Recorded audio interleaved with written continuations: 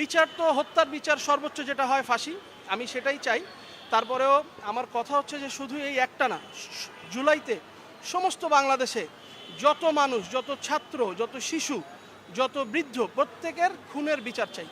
এবং আমি শুরু করলাম, অনেকেই হয়তো ভয় পাচ্ছে, শেখ হাসিনার বিরুদ্ধে মামলা করতে চায় না, অনেকেই হয়তো মনে করছে যে তার অনেক ক্ষতি হবে। আমাকে অনেকেই মামলার আগে বলেছিলেন যে তুমি এটাতে যেও না, কিন্তু শুধুমাত্র বিবেকের তাড়নায় যে এই ছেলেটাকে কেউ কোনোদিন অ্যাটেনশনই দিল না, একটা লোক মারা গেল মাথায় গুলি খেয়ে, কেউ কিছু বললো না, গেল না তার বাড়িতে, এই জন্যই আমি এই বিবেকের তাড়নায় মামলাটা করলাম।